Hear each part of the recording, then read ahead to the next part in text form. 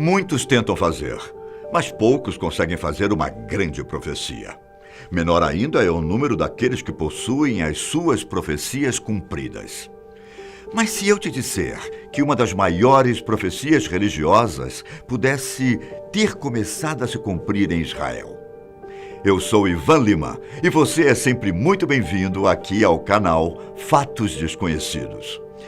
Profecia religiosa se cumpre em Israel. E se for verdade? No final de 2018, uma cobra entrou em um templo judaico na parte voltada para as mulheres e virou uma notícia que causou apreensão em muitas pessoas. Vídeos e reportagens sobre o acontecimento inundaram a internet e as redes sociais israelenses. Talvez, para você, isso possa ser uma notícia comum.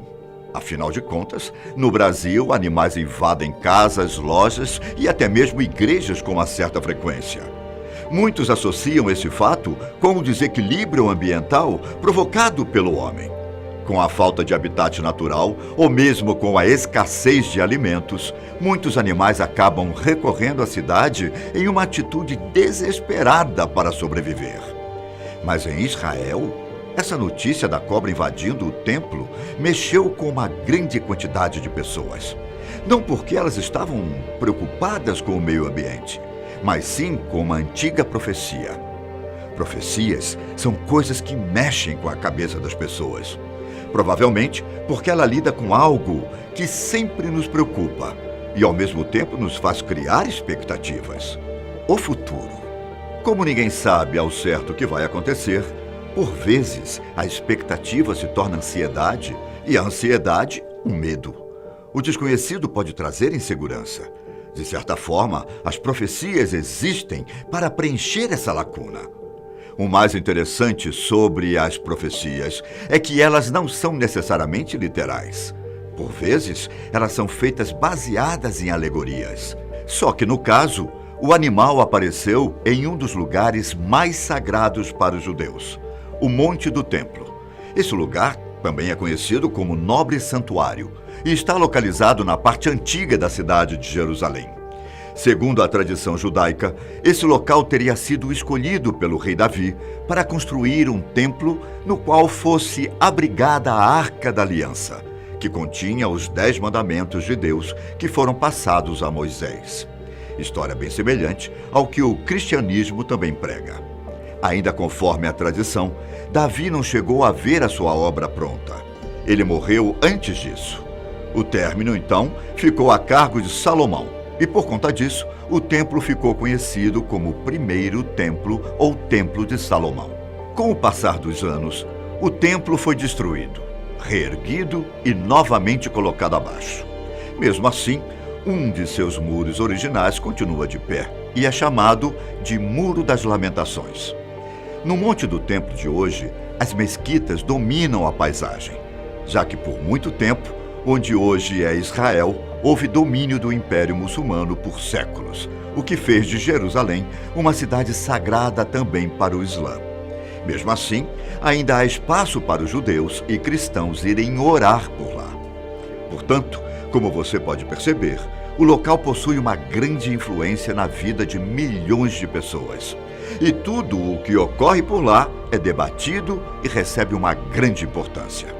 Nesse caso, a aparição da cobra no templo foi relacionada a uma passagem em Gênesis, mais especificamente no 3º capítulo. Alguns de vocês devem estar se perguntando, como assim Gênesis? Esse não seria um livro bíblico? Sim e não. É verdade que Gênesis aparece no livro sagrado dos cristãos.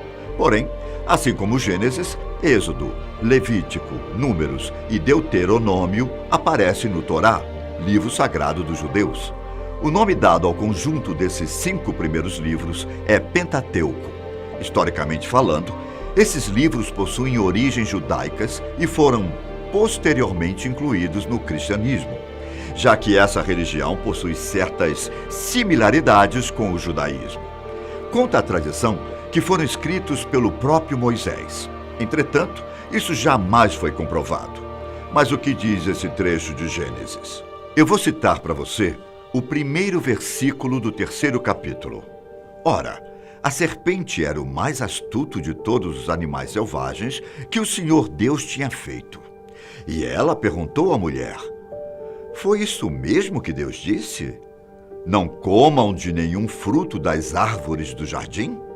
Essa passagem se refere a um momento no qual Adão e Eva ainda vivem no jardim do Éden e são tentados pela serpente a desobedecer à única ordem de Deus. Após ter sido convencida a comer o fruto da árvore proibida e comê-lo junto a Adão, Eva e seu companheiro foram punidos por Deus. No caso de Eva, a punição seriam as dores no parto e o sangue menstrual.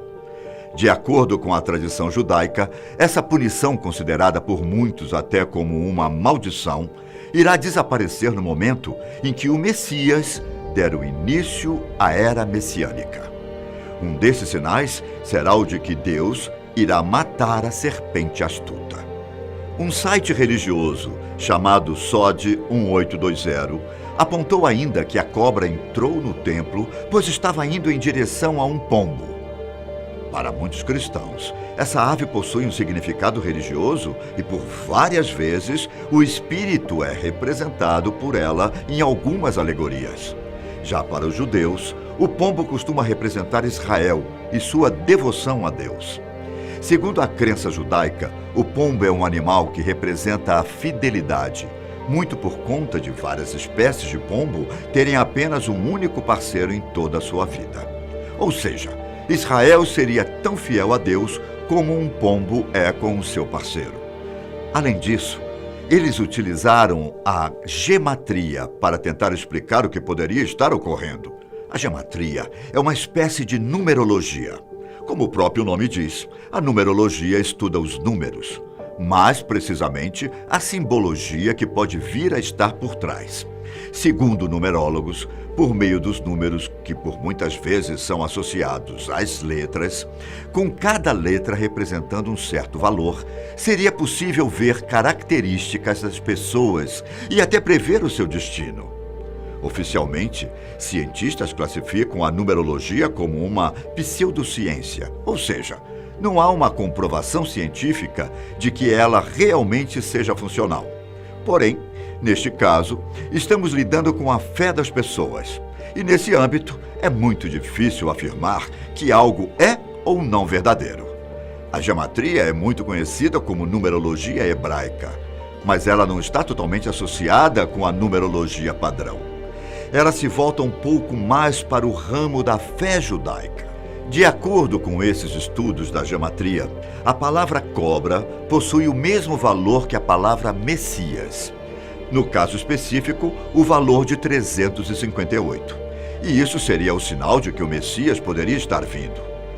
Uma outra interpretação a respeito desse acontecimento vem de uma referência do rearranjo das próprias letras que formam a palavra cobra em hebraico.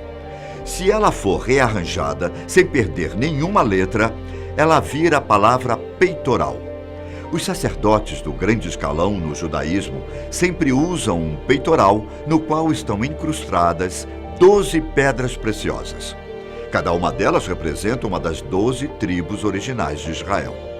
Você até pode pensar que esse fato da entrada da cobra no templo como um fato isolado e talvez um exagero por parte das pessoas. Entretanto, recentemente, outros acontecimentos foram interpretados como sinais a respeito da chegada do Messias. Todos eles no Monte do Templo. 4 meses antes da serpente invadir o local das orações, uma pedra que pesava centenas de quilos acabou caindo, sem nenhuma explicação lógica. Por sorte, ela não feriu ninguém, todavia foi tida como um sinal por parte dos fiéis. Pouco tempo depois, um fato bastante comum aconteceu. Uma grande névoa branca subiu do solo logo após o nascer do sol do último dia de um dos feriados sagrados dos judeus. Segundo testemunhas, a névoa ficou alguns minutos em volta do domo do templo e desapareceu. Diversos veículos da imprensa reportaram o acontecimento e até uma foto da nuvem foi tirada. Nesse caso, esse fato foi interpretado como mais um sinal. No livro sagrado dos judeus, Deus afirma que irá dissipar o pecado dos humanos com uma nuvem. as transgressões como névoa, desde que todos se voltam para ele e assim tudo seja redimido. Por outro lado, existem aqueles que veem nas profecias uma maneira de chamar a atenção ou de fazer com que pessoas temam ou sigam algum tipo de doutrina ou religião.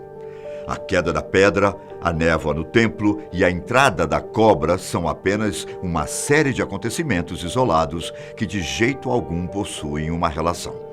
A Escritura Sagrada teria sido interpretada como forma de justificativa desses eventos. Mesmo assim, a fé de quem acredita que esses acontecimentos foram uma forma de indicação do que está por vir continua inabalada. Será possível que esses sinais sejam realmente sinais da profecia, como dizem os fiéis, ou apenas uma grande coincidência? Só o tempo nos dará essa resposta. Mas e se a profecia for verdade? Eu vou ficando por aqui. Um abraço e até o próximo vídeo no canal da Fatos Desconhecidos.